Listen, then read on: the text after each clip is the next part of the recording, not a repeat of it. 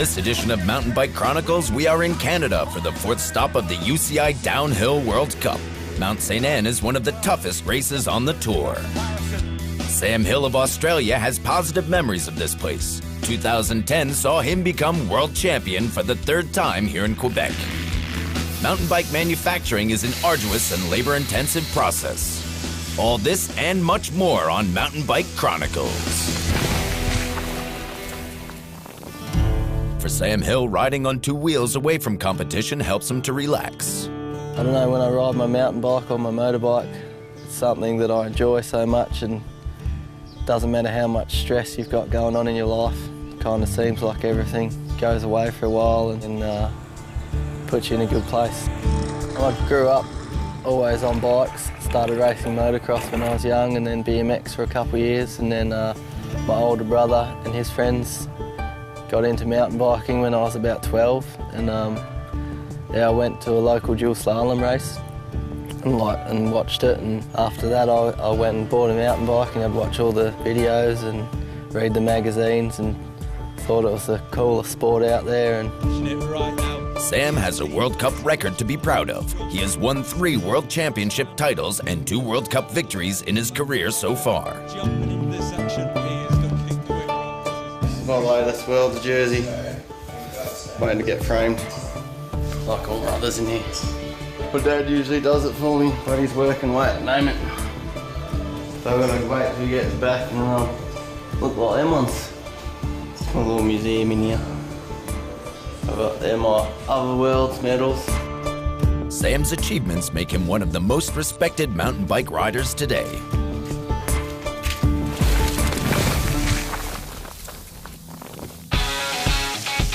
Mount St. Anne, Quebec. This is the venue for the 4th race in the downhill UCI calendar. In summer, this famous ski resort traditionally invites the downhill mountain bike elite to its slopes. The idyllic setting is deceptive, as it hosts one of the fastest tracks on the tour. So the track here, they've gone to more like straightforward, wide open, and for the viewers at home it might look easy, but when you're going at that speed, everything's coming up really quick. Just a small rock in the grass can sort of bump you offline. Every year, falls occur at high speeds. In the end, however, all riders must deal with their fears.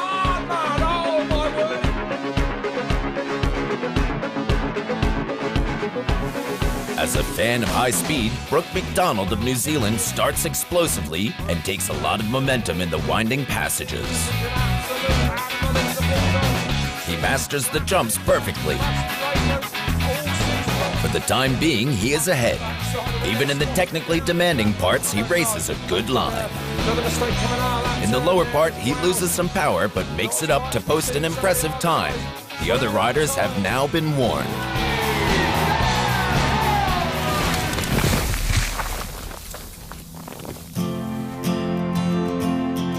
This venue is close to one particular Australian's heart.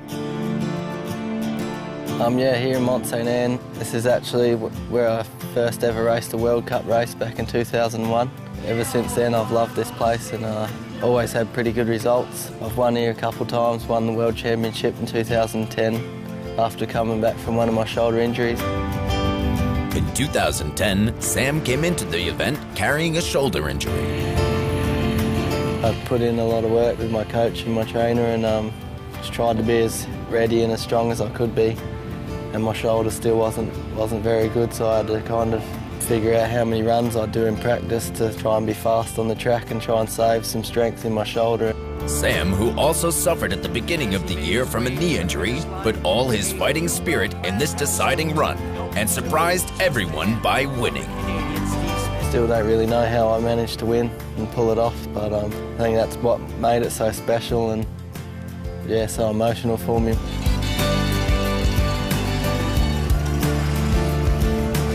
That was the last time I raced here, and looking forward to trying to repeat tomorrow and try to get another win.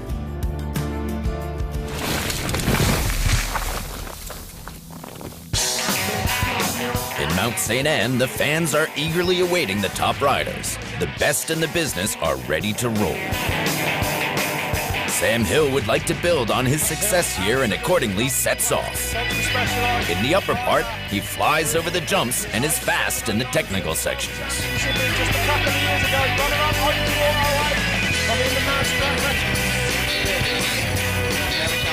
The lead continues to grow and he will be tough to beat after setting the fastest time. Feels good to be up here, but there's a few more fast guys to come, so I won't get too excited just yet. G. Atherton is all over Sam's time.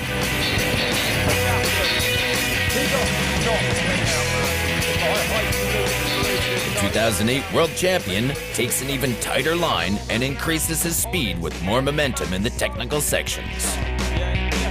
At the finish line, he is half a second faster, and Sam must relinquish the lead. Trying to get their bike as far to the right.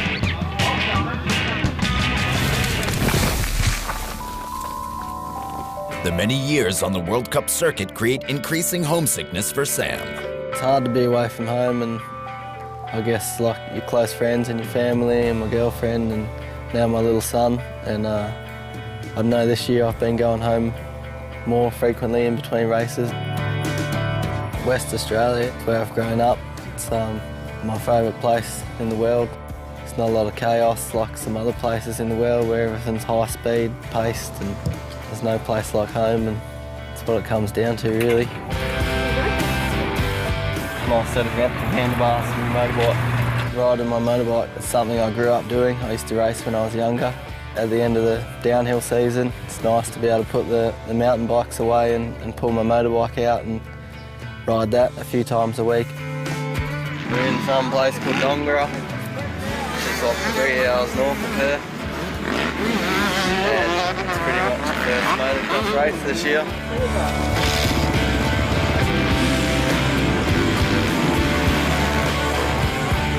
I don't know if I'll still be racing World Cups in 10 years' time. Definitely, I'll still be riding the bike. Don't know what else I'll be doing, but I'll definitely be something with 2 wheels in my life.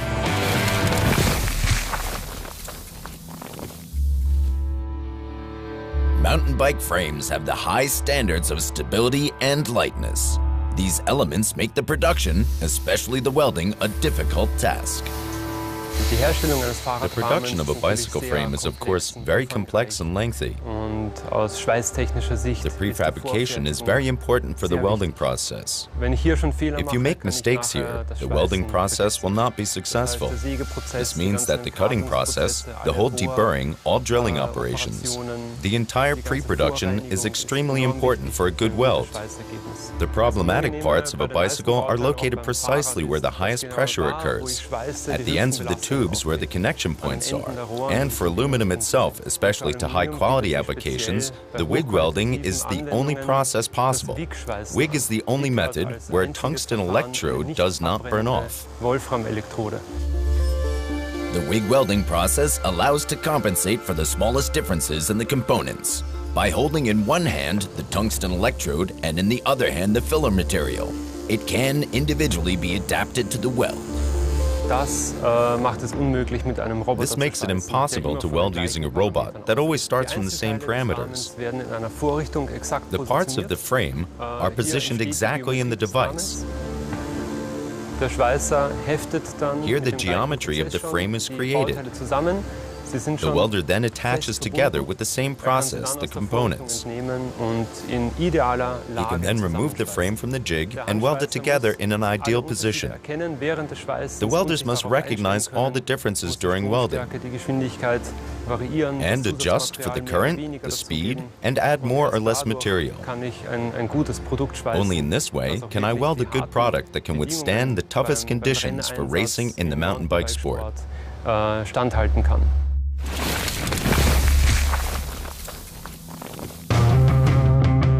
In Mount St. Anne, the last riders are taking their places at the top of the course. Danny Hart of England attacks G. Atherton's time. In the upper part, he shows his talent in the jump section and is already 1.5 seconds up. The lead melts away on the flat passages. But in the end, he is almost a second ahead of G. Atherton.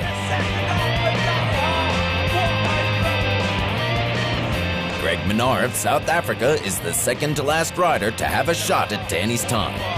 In the upper third of the course, it does not look good. He is just behind Danny Hart.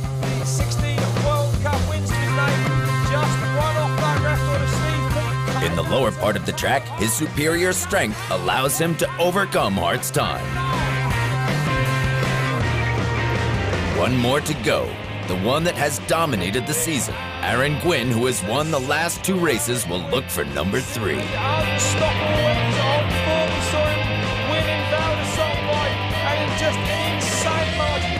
Even a small mistake in the middle section does little to deter him from an impeccable ride to claim his 3rd consecutive victory. I'm so stoked. I just had a good run going. I kind of made mistakes coming out of the rocks. Kind of like panicked a little, like, oh, you're losing some big time, but I knew the rest of the run was good, so if I could put my head down, I could probably hold it together. After the 4th event in Mount St. Anne, Aaron Gwin is building on his lead at the top of the UCI rankings. In second place is Greg Minnaar, followed by G. Atherton. On the next Mountain Bike Chronicles, we travel with the UCI Downhill World Cup to the USA for the 5th race of the season in Windham, New York. Can anyone stop Aaron's winning streak? Marcus Pecol fought his way out of the ski-crazy nation of Austria to the top of the sport. All this and more on the next edition of Mountain Bike Chronicles.